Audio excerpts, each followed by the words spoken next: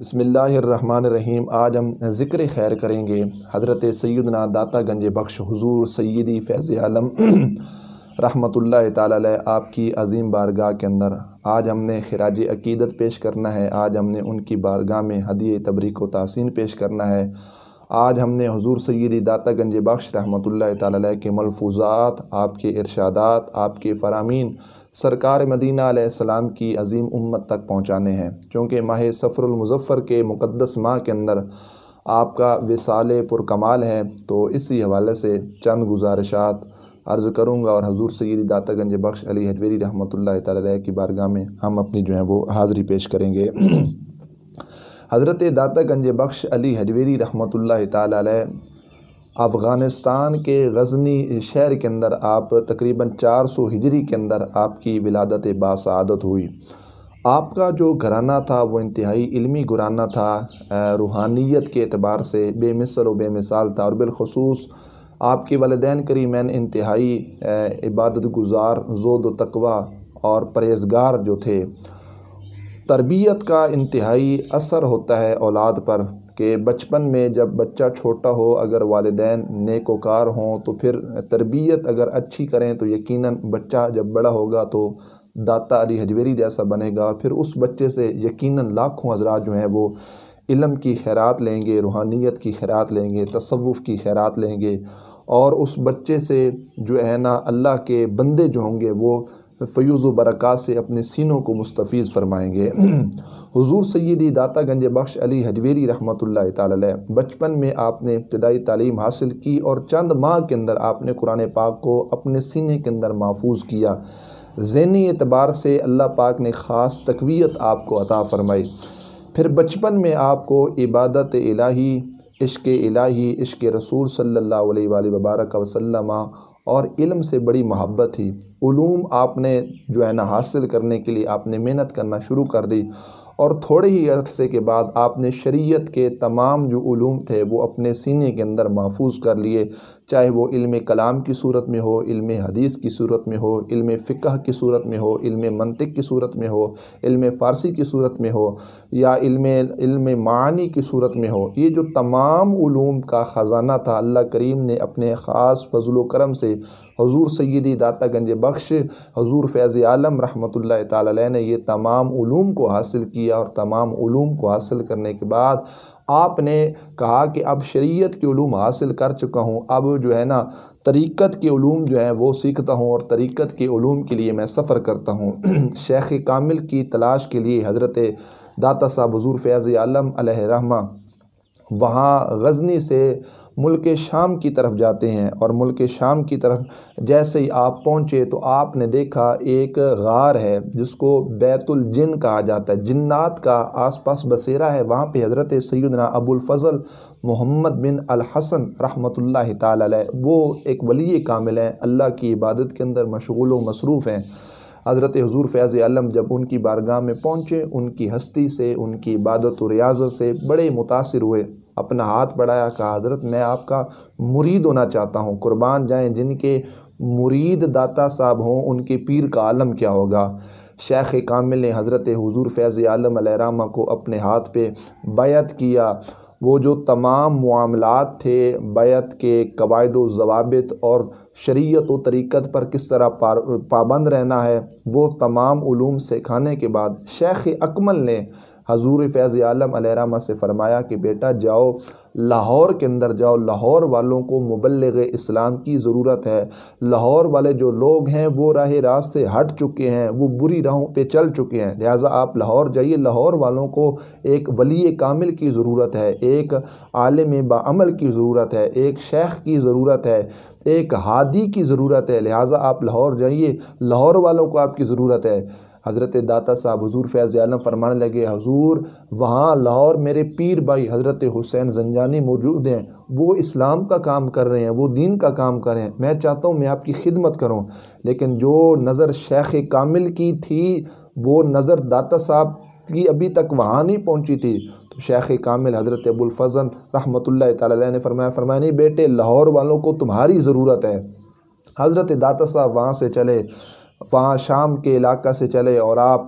رات کے اندھیرے میں جب لاہور کی دھرتی پہ پہنچے تو کتب سیرت کے اندر، جو آپ کی سیرت پر مشتمل کتب ہے، ان کے اندر یہ بات لکھی ہے کہ لاہور کے وہ سارے دروازے بند تھے۔ ایک دروازے پہ جب حضور فیض عالم پہنچی نا تو چوکیدار بیٹھا تھا۔ حضور فیض عالم نے کہا لاہور کے دروازے کھولو، مجھے شیخ اکمل نے بھیجا ہے، مجھے پیر کامل نے بھیجا ہے، لاہور والوں کی میری ضرورت ہے۔ تو اس شخص نے کہا کہ لاہور کے دروازے بند ہیں، ہمارا ایک قانون ہے، ہمارا ایک ضابطہ ہے، ہمارا ایک اصول ہے، ہم رات کو دروازے نہیں کھولا کرتے۔ حضرت داتا صاحب کے پاس ایک مصلی تھا، آپ نے گیٹ کی پچھلی طرف اس کو بچھایا، آپ نے کہا ٹھیک ہے تم دروازہ نہیں کھولتے، ہم ساری رات اللہ کو یاد کرتے رہتے ہیں۔ آپ نے مصلی بچھایا، ساری رات آپ اللہ کی عبادت کے اندر مشغول و مصروف ہو گئے، ذکر الہی کے اندر آپ مشغول و مصروف رہے، اور عاد و وظائف کے اندر آپ مشغول و مصروف رہے۔ جیسے صبح دروازہ گیٹ کا کھلا تو سامنے لاہور میں پہلی نظر آپ پہ پڑی، آپ نے کیا دیکھا؟ حضرت حسین زنجانی علیہ الرحمہ، وہ جو پیر بھائی آپ کے تھے، ان کا جنازہ جا رہا تھا۔ وہ جو شیخ اکمل نے کہا تھا کہ تم لاہور جاؤ، اور داتا صاحب نے کہا تھا کہ میرے پیر بھائی وہاں پہ موجود ہیں، تو شیخ اکمل حضرت ابو الفضل کی نظر دیکھ رہی تھی کہ واقعی وہ فوت ہونے والے ہیں۔ پھر ان کے بعد لاہور والوں کو ایک حقیقی جانشین کی ضرورت ہے۔ حضرت حسین زنجانی کا جنازہ جا رہا تھا، ہزاروں کے حساب سے لوگ، محبین، متعلقین، مریدین جنازے کے ساتھ شریک ہیں۔ حضرت داتا صاحب جیسے ہی گیٹ کے اندرلی طرف جاتے ہیں، لوگوں نے کہا حضرت داتا صاحب آئیے، آپ کیا کریں؟ ان کا نماز جنازہ پڑھائیے۔ یہ والا معاملہ کرنے کے بعد حضور سیدی داتا گنج بخش علی ہجویری حضور فیض عالم رحمۃ اللہ تعالی علیہ نے اپنا ڈیرہ راوی کے کنارے پہ لگایا، اور آپ نے وہاں پہ سب سے پہلے اللہ کے گھر کو تعمیر کیا، مسجد آپ نے بنائی۔ اچھا، مسجد تو سبھی بنا لیتے ہیں، لیکن کمال اس میں ہے کہ بندہ مسجد بنائے پھر مسجد کو تعمیر ہی کرے۔ حضور فیض عالم علیہ الرحمہ نے جو مسجد بنائی، آج تک وہ مسجد تعمیر ہے، اور قیامت تک وہ مسجد آباد شاد رہے گی، اور انشاءاللہ قیامت تک اس کا جو فیضان ہوگا وہ لوگوں تک اس مسجد کا پہنچتا رہے گا۔ اس مسجد کے فیوز و برکات سے لوگ جو ہیں وہ مستفیض ہوتے رہیں گے، اور تا قیامت لوگ آ کر وہاں پر نماز پڑھتے رہیں گے۔ آج بھی حضور فیض عالم رحمۃ اللہ تعالی علیہ کی اس مسجد کے اندر جا کر دیکھا جائے، ہزاروں کے حساب سے لوگ آج بھی موجود ہوتے ہیں، سینکڑوں کے حساب سے، بلا مبالغہ ہزاروں کے حساب سے لوگ آج بھی وہاں پہ نمازیں ادا کر رہے ہوتے ہیں۔ تو حضرت داتا حضور فیض عالم علیہ الرحمہ نے صرف مسجد کو نہیں بنایا، آپ نے مسجد کو بھی بنایا، پھر مسجد کو آباد بھی کیا، جو قیامت تک انشاءاللہ آباد رہے گی۔ اور اب بھی کوئی 24 گھنٹوں میں اس مقام تک پہنچ جائے تو آج بھی وہ مسجد بھی اور آپ کا آستانہ اور آپ کا مزار جو ہے وہ لوگوں سے آباد نظر آتا ہے۔ مسجد بنانے کے بعد حضور سیدی داتا گنج بخش علی ہجویری حضور فیض عالم علیہ الرحمہ نے جب مسجد بنائی، مسجد کا محراب جو ہے بنایا، تو لوگوں نے تانا دیا، کہا یہ فقیر او بابا جی آپ نے کیا کر دیا؟ آپ نے کعبہ شریف کی طرف مسجد کا محراب نہیں رکھا، آپ نے محراب کسی اور طرف رکھ دیا ہے۔ آپ نے اعلان کیا، فرمایا فجر کی نماز جماعت کے ساتھ ادا کرنا، میں تمہیں کعبہ دکھاؤں گا۔ لوگ نماز کے لیے جب آئے، حضور سیدی داتا گنج بخش حضور فیض عالم رحمۃ اللہ تعالی علیہ نے فرمایا نظر دیکھو کعبہ نظر آتا ہے کہ نہیں؟ اللہ پاک نے خاص کرم و فضل فرمایا، وہ جو تمام حجابات تھے، تمام پردے تھے، وہ سارے کے سارے دور ہو گئے، اور ہزاروں کے حساب سے لوگوں نے دیکھا کہ فجر کی نماز ٹائم انہوں نے جب مسجد کے اندر حضور داتا گنج بخش حضور فیض عالم رحمۃ اللہ تعالی علیہ کے پیچھے جب نماز کو ادا کیا، جیسے ہی انہوں نے محراب کی طرف دیکھا تو اللہ نے سارے حجابات دور کر دیے، پھر وہ مسجد کا مینار نظر نہیں آ رہا تھا، اللہ نے ان کو کعبہ دکھا دیا۔ تو یہ شان، یہ عظمت، یہ مقام اللہ کریم جل جلالہ نے حضور سیدی داتا گنج بخش حضور فیض عالم رحمۃ اللہ تعالی علیہ کو عطا فرمایا۔ یہ سارا معاملہ مسجد کا بنانا، پھر آپ کے آستانے کا ہونا، پھر اوراد و وظائف کا ہونا، پھر پیری مریدی کا وہ جو عظیم سلسلہ ہے، آپ کی عبادت، زہد و تقوی، اخلاص، آپ کا اخلاق، آپ کی عجز، آپ کی انکساری، اور آپ کے لوگوں کے ساتھ اچھے جو معاملات تھے، وہ دیکھ کر کئی ایسے غیر مسلم جو ابھی تک دائرہ اسلام کے اندر داخل نہیں ہوئے تھے، انہوں نے کہا کہ یہ تو بابا بڑا نیک آدمی ہے، اس کا زہد بھی اعلیٰ، اس کا تقوی بھی اعلیٰ، اس کا اخلاص بھی اعلیٰ ہے، اس کا اخلاق بھی اعلیٰ ہے، اس کی عبادت کرنے کا انداز، اس کے اخلاص کا انداز، یہ تو بڑا اعلیٰ سے اعلیٰ ہے۔ تو کئی غیر مسلم جو تھے وہ حضور سیدی فیض عالم رحمۃ اللہ تعالی علیہ کے شخصیت اور آپ کی جو ہے نا ذات سے ایسے متاثر ہوئے، ایسے آپ کے محب بن گئے کہ انہوں نے اپنے گندے اور باطل مذہب کو چھوڑ کر انہوں نے کیا کیا؟ حضور سیدی فیض عالم علیہ الرحمہ کے کے ہاتھ پر بیعت کر کے سچا مذہب دین اسلام کو قبول فرما لیا۔ ان الدین عند اللہ الاسلام، حضور نبی پاک علیہ السلام آخری نبی ہیں، سرکار کے بعد کوئی نبی نہیں آئے گا، لیکن یہ اسلام دین اور یہ شریعت و طریقت کے یہ جو بھی جو ہے نظام چلا آ رہا ہے، یہ حضور نبی پاک علیہ السلام کے بعد اصحاب رسول، پھر تبع تابعین، پھر اولیاء کاملین بزرگان دین کا ایک سلسلہ ہے جو دین کا پیغام لوگوں تک پہنچا رہے ہیں، اور ہزاروں کے حساب سے ایسے بھٹکے ہوئے لوگ جو راہ راست سے بھٹک جاتے ہیں، ان کو اللہ کے ولی ہاتھوں سے پکڑ کر ان کو سیدھی راہ میں جو ہے نا جگہ ان کو عطا فرما دیتے ہیں۔ تو بہرکیف ابتدائی حصہ کے اندر انتہائی اللہ کا خاص فضل و کرم حضور سیدی فیض عالم رحمۃ اللہ تعالی علیہ پر ہوا۔ پھر اس کے بعد کچھ ایسا سلسلہ چلا کہ پنجاب کا نائب گورنر جو تھا راجو تھا، جو جوگی تھا اور بہت بڑا جادوگر تھا، پنجاب کا نائب گورنر تھا، وہ لوگوں کو حکم دیتا کہ تم نے دودھ میرے پاس لے کے آنا ہے، اور تم نے کیا کرنا ہے کہ اگر تم دودھ کسی اور کے پاس لے گئے تو تمہارے جو جانور ہوں گے ان سے خون نکلے گا۔ حضور سیدی فیض عالم علیہ الرحمہ ابتدائی آپ کے وہاں پہ ایام تھے، تو ایک عورت جا رہی تھی، آپ نے ان سے دودھ مانگا، اس نے کہا کہ نہیں جی میں نے دودھ آپ کے پاس نہیں لے کے جانا، میں نے تو راجو کے پاس لے کے جانا ہے، وہ جادوگر ہے، اگر میں نے ان کو دودھ نہ دیا تو وہ ہماری گائیں جو ہیں وہ خون چھوڑنا شروع کر دیں گے۔ تو حضور سیدی فیض عالم نے کہا کہ آج دودھ میرے پاس لے کے آؤ۔ جیسی وہ عورت دودھ لے کے آئی، آپ نے کہا گھر جا کے دیکھو وہ جانور خون دے رہا ہے یا اس سے بھی بڑھ کر زیادہ جو ہے وہ دودھ عطا کر ہے۔ جیسے ہی وہ عورت گھر پہنچی، اس نے دیکھا کہ واقعی اس نے دودھ جیسے ہی وہاں سے جانور سے نکالا، اس کے گھر کے سارے برتن بھر جاتے ہیں۔ پھر وہ ایک عورت، اس نے کئی عورتوں کو اطلاع دی کہ ایک بابا آیا بیٹھا ہے، اگر اس کو دودھ دیا جائے تو جانور سے خون نہیں نکلتا، وہ تو دودھ سے برتن اور بھر جاتے ہیں۔ پھر اسی طرح ایک سلسلہ شروع ہوا تبلیغ کا، اور لوگ عقیدت مند جتنے محبین محبت کرنے والے تھے راجو سے، وہ سارے پلٹے اور حضور سیدی فیض عالم رحمۃ اللہ تعالی علیہ سے محبت کرنے لگ گئے اور آپ سے عقیدت کرنے لگ گئے۔ انہوں نے کہا کہ واقعی وہ شخص جادوگر ہے اور آپ اللہ کے نیک ولی ہیں۔ پھر وہ جو راجو تھا، وہ جب آپ کی بارگاہ کے اندر پہنچا تو اس نے کیا کیا، اس نے کہا حضرت جی یہ کیا معاملہ ہے، تو نے ایسا کیوں کیا ہے؟ اس نے کہا جی میرے پاس ایک کمال موجود ہے، میرے پاس جادو موجود ہے۔ حضرت داتا گنج بخش حضور فیض عالم رحمۃ اللہ تعالی علیہ نے اپنی جوتی پھینکی، آپ کی جوتی ہوا میں اڑنے لگ گئی۔ فرمایا تو جادو کے ذریعے جو کمال کرتا ہے، مجھے اللہ پاک نے یہ کمال ایک تسبیح کے ذریعے عطا فرمایا کہ میں تسبیح کے ذریعے اپنی جوتی کو ہوا کے اندر اڑا دوں۔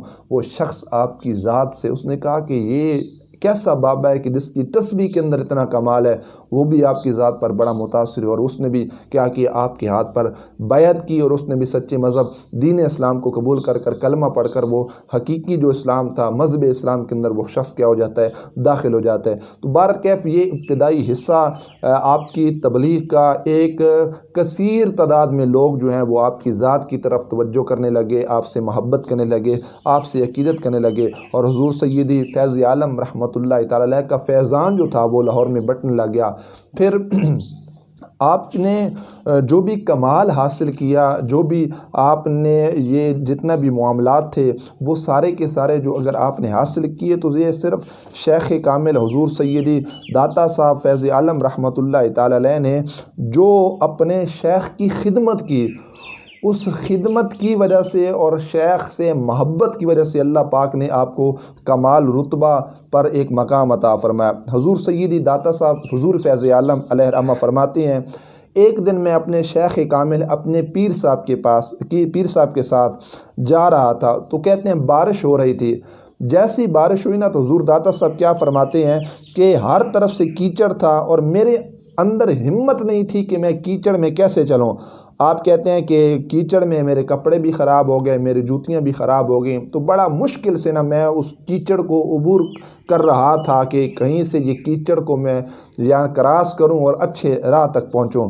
کہتے ہیں کہ جیسے ہی میں تھوڑا آگے پہنچا، میں دیکھ کر حیران ہو گیا کہ میرے جو شیخ اکمل ہیں ان کے جوتے بھی ٹھیک ٹھاک ہیں، ان کے کپڑے بھی ٹھیک ٹھاک ہیں، اتنا بڑا کیچڑ کہ جہاں پر نکلنے کی ہمت نہیں ہو رہی تھی۔ شیخ اکمل جو ہیں وہ بالکل محفوظ ہیں، نہ ان کے جوتے خراب ہیں، نہ ان کے کپڑے خراب ہیں۔ تو میں نے حضرت کی بارگاہ میں ہاتھ باندھے، میں نے کہا حضرت جی یہ کیا معاملہ ہے، آپ کیچڑ میں سے نکلے، نہ آپ کے کپڑے خراب ہیں، نہ آپ کے جوتے خراب ہیں۔ تو پیر و مرشد نے بڑے واضح انداز میں بات کی۔ پیر صاحب نے فرمایا جب سے میں نے اپنے دل کو حرص سے، طمع، لالچ سے پاک کیا ہے، اللہ کریم نے مجھ سے ہر قسم کے کیچڑ سے، اللہ پاک نے مجھے ہر قسم کے کیچڑ سے محفوظ فرما لیا ہے۔ تو یہ وہ بات، یہ وہ تعلیم و تربیت جو شیخ اکمل نے حضور فیض عالم رحمۃ اللہ تعالی علیہ کے دل میں ڈالی کہ جب سے میں نے اپنے دل کو حرص سے پاک کیا ہے، اللہ نے مجھے کیچڑ سے محفوظ فرمایا ہے۔ تو طمع، لالچ، یہ شیخ اکمل نے شروع سے تربیت فرمائی تھی کہ فیض عالم اگر آپ نے لوگوں کی تعلیم و تربیت کرنی ہے، مرید بنانا ہے، دین کا کام کرنا ہے، اگر آپ نے مبلغ اسلام بننا ہے، پھر کسی لحاظ سے، کسی طرح سے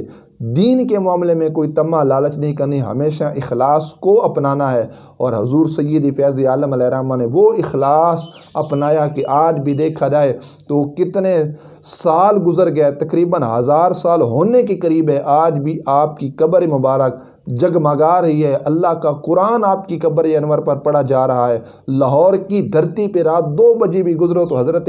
حضور فیض عالم علیہ الرحمہ کی قبر اللہ کے قرآن کی تلاوت سے آج بھی آباد نظر آتی ہے۔ تو یہ کمال رتبہ اللہ پاک نے شیخ کی خدمت، اور جو شیخ نے آپ کو تعلیم و تربیت کی، اور جو شیخ کی تعلیمات پر آپ نے عمل کیا، اس وجہ سے اللہ پاک نے ایک خاص مقام حضور سید فیض عالم رحمۃ اللہ تعالی علیہ آپ کو عطا فرمایا۔ پھر حضرت داتا گنج بخش علی ہجویری حضور فیض عالم رحمۃ اللہ تعالی علیہ خود ارشاد فرماتے ہیں، مجھ پر جب بھی مشکل آن پڑی میں شیخ ابو القاسم گرگانی رحمۃ اللہ تعالی علیہ کی خدمت میں زیارت کے لیے جاتا۔ اس سے بھی یہ بات معلوم ہوگی کہ جس طرح حضرت سیدنا خواجہ معین الدین چشتی ہجویری رحمۃ اللہ تعالی علیہ کی ذات ہوں کہ ہندوستان سے چل کر لاہور کی دھرتی پہ آئیں اور داتا صاحب کے قدمین میں بیٹھ کر وہ چلہ کاٹیں، گنج بخش فیض عالم مظہر نور خدا نا کے سارا پیر کامل کاملہ رہنما کے اشعار پڑھ کر وہاں سے جائیں۔ اسی طرح اگر محدث اعظم پاکستان مولانا سردار احمد خان رحمۃ اللہ تعالی علیہ ہر جمعرات شریف کو آپ سفر فرماتے اور حضور سید فیض عالم رحمۃ اللہ تعالی علیہ کے مزار پر انوار پہ حاضری دیتے۔ اگر میں بات کروں تو شرک پور سے حضرت سیدنا میاں شیر محمد شرک پوری رحمۃ اللہ تعالی علیہ اپنے آستانے سے چلتے اور حضور سید فیض عالم علیہ الرحمہ کی بارگاہ میں خیرات لینے آتے، آپ کی بارگاہ میں فیوز و برکات کو حاصل کرنے کے لیے آتے۔ اسی طرح جس طرح ہزاروں کے حساب سے اور بالخصوص حضرت سیدنا بابا فرید الدین گنج شکر رحمۃ اللہ تعالی علیہ پاک پتن سے چل کر حضور فیض عالم کی مزار پہ آتے ہیں، یہاں سے فیوز و برکات لے کے جاتے ہیں۔ اسی طرح صاحب مزار حضرت داتا صاحب رحمۃ اللہ تعالی علیہ اپنی زندگی کے اندر جب ان کو کوئی مشقت پیش آتی، مشکل پیش آتی، اور جب ان کو کوئی حاجت پیش آتی تو حضور فیض عالم فرماتے ہیں کہ میں شیخ ابو القاسم گرگانی کے پاس جاتا اور جو بھی حاجت ہوتی میں ان کی بارگاہ میں رکھتا، اللہ کے ولی کی بارگاہ میں جب کوئی حاجت رکھتا تو اللہ کریم جل جلالہ خاص فضل فرما کر میری حاجت کو پورا فرما دیتا۔ تو یہ کمال، یہ تعلیمات ہمیں اولیاء کاملین، بزرگان دین اور بالخصوص حضور سیدی فیض عالم رحمۃ اللہ تعالی علیہ نے فرمائی ہیں، عطا فرمائی ہیں کہ اپنے پیر سے محبت کرو، عقیدت کرو، جب بھی مشکل پیش آئے، مشقت پیش آئے، تکلیف پیش آئے، حاجت پیش آئے، اپنے شیخ کی بارگاہ میں اس حاجت کو رکھا کرو، اللہ کریم کی بارگاہ میں یہ عمل تمہارا مقبول ہوتا ہے، اور اس وجہ سے اللہ پاک اپنے نیک بندوں کے توسل سے تمہاری حاجات کو کیا کرے گا، اپنی بارگاہ میں قبول فرمائے گا۔ حضرت سیدنا داتا گنج بخش حضور فیض عالم رحمۃ اللہ تعالی علیہ کی تعلیمات کیا ہیں؟ کشف المحجوب کی صورت میں آپ نے ایک پوری کتاب لکھی، اس کے علاوہ بھی آپ کی کتب موجود ہیں۔ حضور سیدی فیض عالم رحمۃ اللہ تعالی علیہ جہاں پہ مقام مرکز اخلاص ہو، اخلاق کا معاملہ ہو، زہد و تقوی کا معاملہ ہو، عبادت و ریاضت کا معاملہ ہو، یہ جتنے بھی معاملات ہیں عبادت کے، حضرت داتا گنج بخش حضور فیض عالم رحمۃ اللہ تعالی علیہ کی وہ ہستی، عبادت کا اگر معاملہ ہو، اخلاص کا معاملہ ہو، اخلاق کا معاملہ ہو، زہد و تقوی کا معاملہ ہو، عشق الہی و عشق رسول کا معاملہ ہو، ان تمام مراکز پہ حضور سیدی فیض عالم علیہ الرحمہ کی ہستی ہمیں سر جھکاتی ہوئی نظر آتی ہے۔ لیکن اگر معاملہ ہو اہل سنت و جماعت کی عقائد کا، نظریات کا، اعتقادات کا، اگر معاملہ ہو اصحاب رسول علیہ السلام کی حرمت کا، اہل بیت کرام کی حرمت کا یا اہل سنت و جماعت پہ اٹھنے والے وہ انگلیاں اور لعن و طعن اور تشنیع اہل سنت و جماعت کے عقائد و نظریات پر، تو ان تمام مقامات پر ہمیں حضور سیدی فیض عالم رحمۃ اللہ تعالی کی زندگی ایک ننگی تلوار کی طرح نظر آتی ہے کہ کوئی بھی باطل مذاہب جب آپ کو دیکھتے ہیں تو آپ کی تلوار سے ڈر جاتے ہیں، اور آپ کی تلوار نے بڑے بڑے کام کیے۔ اہل سنت و جماعت کے عقائد و نظریات پر جب بھی حملہ ہوا، قلم اٹھایا حضور سیدی داتا صاحب رحمۃ اللہ تعالی علیہ نے۔ اصحاب رسول صلی اللہ علیہ وآلہ وبارک وسلم پر جب طعن و تشنیع ہوئی تو پھر بھی قلم اٹھایا حضور سیدی فیض عالم رحمۃ اللہ تعالی علیہ نے۔ اہل بیت کرام رضوان اللہ تعالی علیہم اجمعین پر جب کسی شخص نے، کسی مذاہب نے انگلی اٹھائی تب بھی قلم اٹھایا حضور سیدی فیض عالم رحمۃ اللہ تعالی علیہ نے۔ تو صرف آپ نے علمی انداز میں بھی کام نہیں کیا، عقائد کے حوالے سے بھی حضور سیدی فیض عالم رحمۃ اللہ تعالی علیہ کی جو تعلیمات ہیں وہ نسل انسانیت کے لیے ایک مشعل راہ ہیں۔ اور پھر اس کے علاوہ دیکھا جائے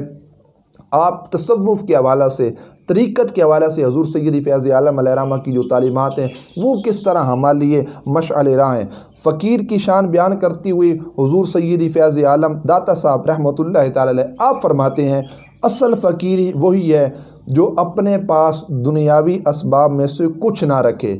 انسان کے پاس جو دنیا کے اسباب ہیں ان میں سے کچھ نہ ہو، یہ حضور سیدی داتا صاحب فرماتے ہیں یہی اصل فقیری ہے، یہ حضور فیض عالم کہتے ہیں یہی اصل فقیری ہے۔ اور آگے آپ ارشاد فرماتے ہیں کہ اس کے پرسکون اور مطمئن دل میں ان کے اسباب کے نہ ہونے میں کوئی دکھ نہ ہو۔ اگر دنیا کا کوئی منصب، دولت، مال، درم دینار کوئی شے بھی آپ کے پاس نہیں ہے، فقیر کی یہ نشانی یہ ہے کہ فقیر کا جو دل ہے دنیا کے اسباب کی عدم موجودگی میں فقیر کا دل غمگین نہ ہو، بلکہ فقیر کا دل جو ہے ہمیشہ ذکر الہی کے اندر مشغول و مصروف ہو، اور فقیر جو ہے وہ ہمیشہ ہر کیفیت ہر حال میں اللہ کی رضا پہ کیا ہو راضی ہو، وہ یہی کہہ کہ جیسے اللہ راضی میں راضی۔ دوسری بات فقراء کے لیے بالخصوص آپ نے کہا کہ اللہ کی ذات پہ بھروسہ اور یقین کرنا، یہ بزرگان دین کے طرق میں شامل ہے کہ وہ اللہ کے جو ولی ہوتے ہیں، بزرگان دین ہوتے ہیں، وہ کیا کرتے ہیں اللہ کی ذات پر کامل اور اکمل انداز کے ساتھ کیا کرتے ہیں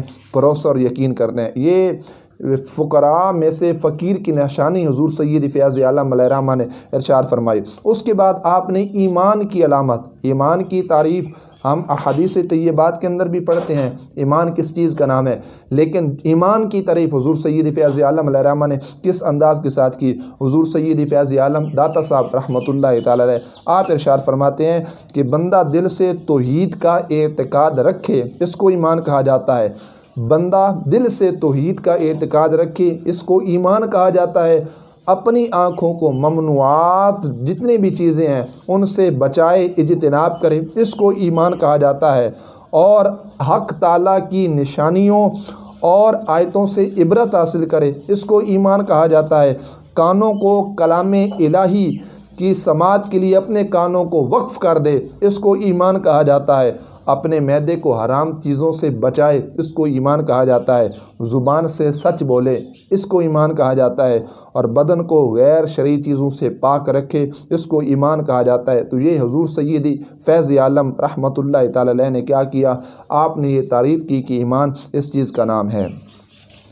اس کے علاوہ حضور سیدی فیض عالم جس طرح شیخ ابو القاسم گرگانی کی بارگاہ میں حاضر ہوتے، اسی طرح آپ ارشاد فرماتے ہیں کہ بایزید بستامی رحمۃ اللہ تعالی علیہ کے مزار پر جا کر میں چلہ کش ہوتا، وہاں پر چلہ کاٹتا تو جو بھی مجھ پر پردے ہوتے، حجابات ہوتے وہ دور ہو جاتے، اور جو بھی میری حاجات ہیں وہ اللہ کریم جل جلالہ کی بارگاہ میں پہنچ جاتی، تو اللہ کریم جل جلالہ کیا کرتا، میرے ان حاجات کو اپنی بارگاہ کے اندر کیا کر لیتا، قبول فرما لیتا۔ یہ تمام معاملات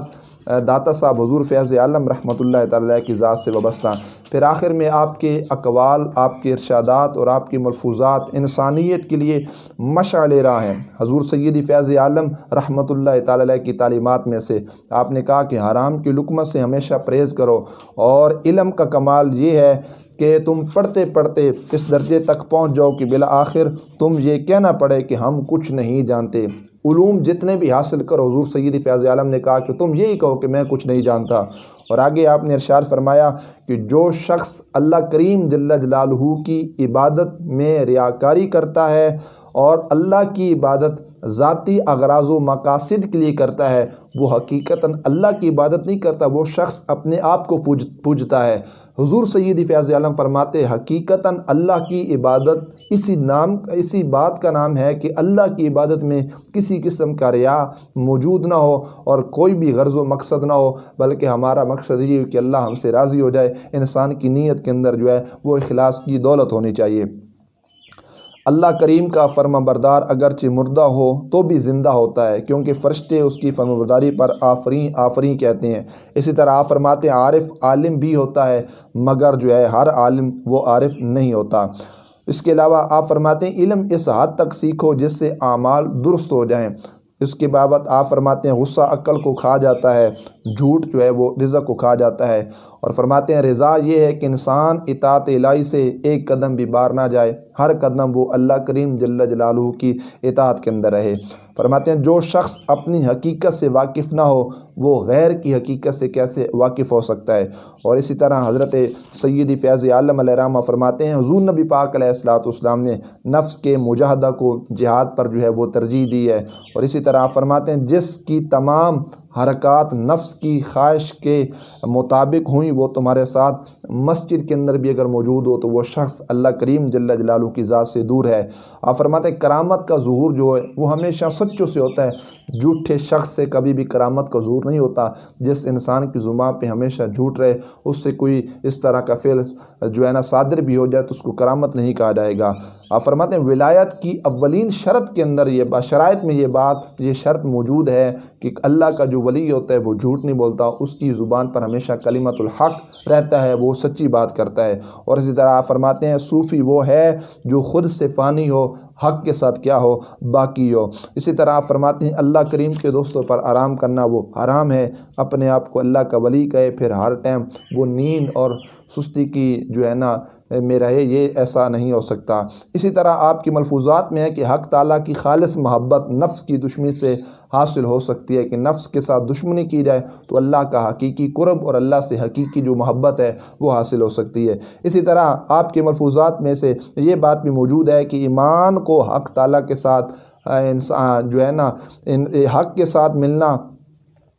اس کی غیر سے علیحدگی ہے۔ انسان کی بزرگی اور رتبے کے بلندی معجزوں سے نہیں، عصمت کردار کی صفائی سے ہے۔ انسان جب بلند مقام حاصل کرتا ہے تو وہ معجزوں سے نہیں بلکہ اپنی عزت کا تحفظ اور شرم و حیا اپنانے سے انسان کا جو کردار ہوتا ہے وہ بلند ہو جاتا ہے۔ اسی طرح آپ کے ملفوظات میں سے فرماتے ہیں صوفی وہ ہے جس کے ایک ہاتھ میں اللہ کا قرآن موجود ہو اور دوسرے ہاتھ میں کیا ہو سنت رسول صلی اللہ علیہ وآلہ وبارک وسلم موجود ہو، مطلب سنت پر عمل موجود ہو۔ اللہ کریم جل جلالہ عمل کی توفیق عطا فرمائے۔ حضور سیدی فیض عالم داتا گنج بخش علی حجویری رحمۃ اللہ تعالی علیہ کے فیضان سے اللہ ہم سب کو مستفیض فرمائے۔ آپ کے ارشادات، آپ کی ملفوظات، آپ کی تعلیمات سے اللہ ہمارے سینوں کو مستفیض فرمائے اور آپ کے درجات اللہ کریم جل جلالہ مزید بلند فرمائے۔ وآخر دعوانا ان الحمدللہ رب العالمین۔ گنج بخش فیض عالم مظہر نور خدا